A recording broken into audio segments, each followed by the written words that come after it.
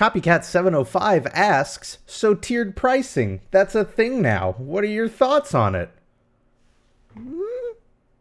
Hi everybody and welcome to the Disney Q&A. This is the series in which you guys send me all sorts of Disney questions, whether it's about the parks or the company or the history or the movies, and I try to give you answers to the best of my ability.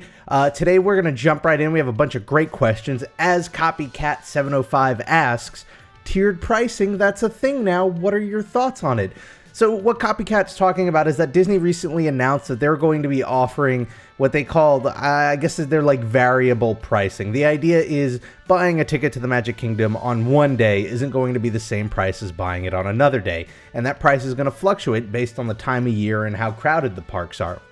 Now, there's some information that's important to these details. For instance, this isn't going to affect for like the parks. If you have like an annual pass, you're not going to have to pay extra on certain days to get in. If you're buying as part of a package, like you're getting a multi-day park hopper or, just park ticket for, part of a vacation package, it's not going to be varying or changing up. It's really for the single day purchases for people buying, admission to one day into the park. And those prices are going to vary depending on the time of year. Now, what do I think about it is, from an economic standpoint, it kind of makes sense. Disney is working, like many other businesses, in the business of supply and demand. The difference is their supply is space and attractions. And so while the demand can fluctuate greatly over the year, the supply pretty much stays the same. I mean, they can add new parks and new rides, but that takes a long time to do. And so the question, and this is a question that's popped up in previous episodes, is how do you deal with like this overpopulation of the parks? They're getting more and more crowded. And one of the ways to do it would be to create more things and expand. And you're seeing that with Star Wars Land and Toy Story Land and the changes to the Animal Kingdom. But the other way is to reduce demand a little bit by raising the price so that people who, are willing to pay a little extra to get in do it, while those who don't think it's worth it don't. And I think it's important to point out that it's not affecting people with annual passes. It's not affecting people buying vacation packages. It's really for the people who are, maybe locals for the most part, or people who are just there for day trips, and it's going to affect them the most. And I'm wondering if this was Disney's way of trying to edge them into getting either a package deal or getting an annual pass, especially for locals. If you have a local who visits a couple of times a year, with these new varying prices, if they're going in the summer where it costs a little bit more, it might all of a sudden become more valuable for them to just get an annual pass, which might be exactly what Disney wants them to do. On the other hand, it might turn away certain people who think that Disney might be worth $100 a day, but not $120 worth a day. And, in that case, it sort of reduces the park crowds. And in that case, that's something they want as well. So, it doesn't sound like a fun piece of news, right? Because Disney trips are already expensive as they are. And now this just means that certain parts of the year for certain people, it's going to get a little more expensive. But it's the unfortunate reality when it comes to running a park that's growing more and more popular, yet at the same time isn't growing in space and can't hold everybody.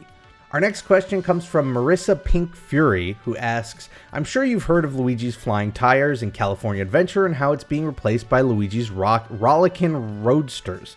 I've seen videos of it, and overall looks like another Mater's Junkyard Jamboree. But it's not like the Imagineers had much choice because Cars Land is a replica of Radiator Springs. Do you think Cars Land was a failed idea due to the fact that they don't have much choice on what to build there because it's a replica? This is an interesting question, and it's one I originally wasn't sure if I was going to answer because I didn't think it was as much of a valid question, but it really is. And that is, how much freedom does an Imagineer have when you set out with this unified goal of what a land is going to be? Now, you're right. It's Cars Land, so it can't be, a Monsters, Inc. ride, or it can't be, a Tomorrowland ride. But I still think within that realm, there's a lot of freedom for Imagineers into what they're going to design. Now, I've seen sort of the videos too. I don't think there are any like Disney released videos of this new ride that's being built. I think the best they have is like shots from the Ferris wheel of when they're doing tests on the vehicles, and it does look very similar. I would say though, having now finally visited that area, it's less of a restriction because it's a replica of Cars Land and more of a restriction based on size. Like, that was originally set up for the flying tires and they got rid of it. And now they have to work with the size they have, especially in California, where they don't have the luxury of having all this land that they do in Florida, where they could just, theoretically, if they wanted to, just expand the park. You can't really do that out there. So you have to work with the size you have. And, I think that's why you're seeing something in a similar vein. That space wasn't very massive. And so I don't think you're going to get an e-ticket attraction there. You're going to get something smaller. And to be fair, Cars Land, I think, has a large drawing of younger people. So they're probably going to want to put more attractions in there that aren't, Radiator Spring Racers, where it's a little bit more extreme and younger kids can't go on it. So I don't think it's as much of a restriction of the imagination based on the theming, but it's an interesting concept because, Imagineers do have to think about the theming, and there's a question coming up later on that shows what happens when they don't think far enough ahead when it comes to theming, or it gets out of hand. And, I guess we'll talk about it when that question comes up. Our next question comes from Tiffany Hills Kohler, who asks, if you could decorate your entire apartment based off of one current Disney ride's theme, which one would it be? Now, this is a tough one for me, and it's the one I'm going to turn around on you guys. I want to know what you would decorate your house or apartment based on. By making it current, that rules out stuff like Horizons, which I might have really liked. It's tough. I'm a very minimalistic person. I mean, it doesn't show maybe from this room here, but I like very minimalized style and furniture, and I don't think there's a ton of that in Disney. I think if I was going to just go with it, I would just have fun with it and say maybe something like the Jungle Cruise, thinking of the queue area, how it's just got all these sorts of things there hanging and all these little funny inside jokes on the wall. And I don't know, I think that would be kind of fun. It would definitely look cluttered and it would definitely probably drive me crazy, but I think it would be fun. That or the Tiki Room, I think would be a fun one. Some sort of Polynesian themed place would be nice, which sort of goes against my love of everything sci-fi, but whatever, I think it's fun. Let me know, what would you base your house or apartment on?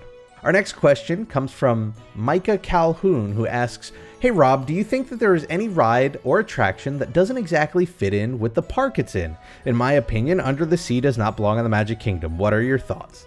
So this is that question I was talking about. Now, I kind of think Under the Sea works. It's in New Fantasyland. It is part of the, renaissance of Disney fantasy films. So I think it works in that aspect. I kind of like it where it is. But I think within that same park, I don't think it's one specific ride, but I think Tomorrowland is very, very cluttered and confused right now. Think about what Tomorrowland used to be. You had the Trip to the Moon and you had Space Mountain, and you had these rides that were designed to sort of give you this vision into the future. And that was really cool. You had the Tomorrowland Transit, you had the Tomorrowland Transit Authority. You also had the Tomorrowland Speedway, which, doesn't sound futuristic, but at the time it was a very new concept, this idea of interstate highways. And so they were all very future facing. They didn't have a unified story to them, but the idea was this is where you can go to get a peek at the future. Now let's look at it today. You have Stitch, you have Monsters Inc., you have Buzz Lightyear, you have Space Mountain and Carousel of Progress, and you still have the TTA, and you still have the Tomorrowland Speedway. The Tomorrowland Speedway isn't very future facing anymore, and it doesn't really, I don't think it has as much appeal. Monsters Inc. and Stitch, I think they threw them in there because they're the most sci-fi of the Disney movies recently. Buzz Lightyear, same thing. It's not very future facing. It's just something spacey related. And so I think Tomorrowland as a whole has shifted from, a look at the future, or at the very least, a look at what we thought the future was going to be like, and now has just become sort of this catch-all bucket for any movie that has any sort of hint of a science fiction theme. And that really is disappointing to me. I really wish that we could see some sort of, unifying of the theme. And I think the easy way to do that is to get rid of the Tomorrowland Speedway, get rid of Monsters Inc., get rid of Stitch. Basically, if they just left Space Mountain, Carousel of Progress, TTA, and then did all new things with a really strong theme towards the future. They don't have to work together, but they should have that unified theme about them. And I suspect that's what they were going to plan to do with Tomorrowland if the movie had done really well and sort of kicked off a new franchise. Fortunately, not the case. We're probably not going to see another Tomorrowland. So I don't know what they can do with it, but considering Bob Iger's trend of only putting in attractions that are based on properties, it's sort of unfortunate because I don't think they have a lot of future-facing properties. You know, I don't count things like Tron as that because, yes, it's sci-fi and techno, but it isn't really an accurate or even, you know, somewhat realistic look at what our future's like. You know, I don't think there's a movie or series or franchise that they have that does that. And so I don't know what they would put there because I can't imagine them, at least while Iger's still, you know, at the helm, I can't imagine them putting truly original ideas or rides in there. So hopefully after he leaves, whoever takes over, maybe it's Stags, he does something that's a little more original with it. I would love to see that. Our next question comes from Dembro, who asks, what ride do you think you would want to work at the most, and what would be the ride you would hate to work at the most? Ooh, okay, this is going to sound really lame, but I think my favorite rides to work at would either be Haunted Mansion or Spaceship Earth or Under the Sea, or I don't know if you're catching the trend, basically anything where the loaders are on this moving treadmill. I like that idea of just spending a work shift just walking, just casual walking in place, you know, helping people get on the ride. I don't know. Every time I get on and off those rides, I always go, you know, I see them there and go, wow, they're going to have to, for hours, stand here and sort of slowly walk on this treadmill. But I don't know. It sounds kind of relaxing. It sounds like a Zen moment. As for rides, I would not want to work. I would imagine Carousel of Progress because, one, I couldn't get to sit and watch it. Two, I know a lot of them have to stand outside during the queuing process, so you're sort of subject to the heat or the rain or anything that sort of, you know, throws itself your way. You're not indoors in the nice air conditioning. Probably what else? I think, I don't know. I can't imagine there are a bunch of attractions where I would really hate to work. You're still at Disney, right? I just think anything where I'm outside and facing the elements of a hot summer day or a rainy summer day, probably one I would want to avoid. Our next question comes from Bella Hoxie, who asks, what are your thoughts on the character and entertainment cutbacks in order to fund Shanghai construction? So this question is based on sort of inside sources, nothing officially announced by Disney, nothing with rock solid evidence, but these inside sources or rumors are saying that you're seeing a lot of cutbacks with entertainment personnel in the American Disney parks in order to help save money that's going towards the overseas construction of Shanghai Disney that's over budget and behind schedule right now. Now, I am very cautious about making that connection without any sort of official proof. Obviously, people who are seeing cutbacks in the States can report on that and show that there are being cutbacks, but to automatically link it to Shanghai and say that that's why it's happening, you know, I think would require some official word from Disney before I would consider it truth.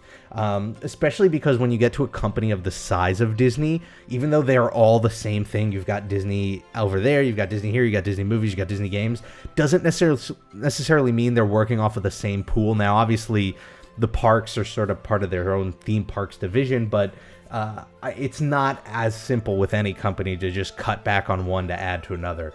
Now, obviously, it's entirely possible that it's part of a complex way of managing their costs. It's a temporarily unfortunate thing, just that anybody's getting cutbacks, you know, just to step outside of the world of Disney and going to the parks and the magic and all that. You know, anytime somebody has struggles with finding work or getting the work that they need is unfortunate. Hopefully it's temporary. If it is tied to Shanghai, then we could hope that once the parks open, that'll sort of be alleviated a bit.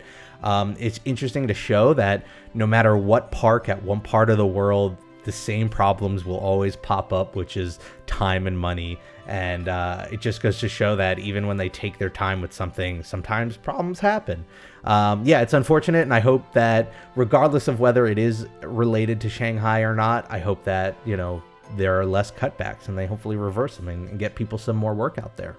And our last question this week comes from Drummer Master, who asks, with Hollywood studios getting a boatload of new things, do you think an update of sorts should be in store for Muppet Vision? If so, do you think they would make a whole new Muppet ride or just some new film and tech in that building? Great question. You know, obviously, I think because they're putting so much money and effort and time into Star Wars Land and Toy Story Land, I think the reality of seeing Muppet Vision updated and refurbished or, given new life is a little lower, just because I think that's money that would go towards another park within Disney World or just towards these projects within the park itself. That said, I would love to see a Muppet update. Personally, I don't think there's enough room there to do a really decent ride. And I think with Toy Story Land and Star Wars Land coming to that park, I don't think there's necessarily going to be a need for another ride. So what I would like to see personally is an updated film. I think there's enough talent that Disney has access to. I think the Muppets are great, and I think technology has evolved enough that, yeah, I think new technology is definitely something that should be possible. More 4D effects, for instance, just because the novelty of 3D has sort of worn itself out by the fact that you can go to a movie and now just watch any movie for the most part in 3D. But yeah, I would love to see new Muppets with new filmmakers and new actors and cameos in there. I mean, I know it's a little short-sighted because you look at some of the stuff from Epcot in the 80s, like especially in the Wonders of Life Pavilion, and you realize if you get people who are popular in the 80s or 90s, it doesn't mean they're going to be popular forever. But I think it would be fun to do. I think it'd be fun to, shoot something, I don't know, throw Neil Patrick Harris in there. He's hilarious. Get, Joss Whedon involved because, he's got ties with Disney. Just get all these hilarious filmmakers. Chris Pratt, like, you could just get, think of the movies when the movies were sort of just recently, not rebooted, but brought back. They got so many really funny and talented people involved because those are people who grew up with the Muppets and love the Muppets. Tina Fey comes to mind. Get Tina Fey involved. I think that would be a lot of fun. So, and that's something I would hope that they would do. At the very least, if they kept the tech and just shot a new movie, I think that would be fun and worth doing. But we'll have to wait and see if it happens. Anyway, thank you so much for all of the great questions. If you have a question you'd like to ask, feel free to leave it in the comments below, or you can tweet it at me. I'm at @RawPlays on Twitter. I would love to hear what you guys would want to theme your houses on based on current attractions. Let's open it up. Disney World, Disneyland, Disney in any other country in the world.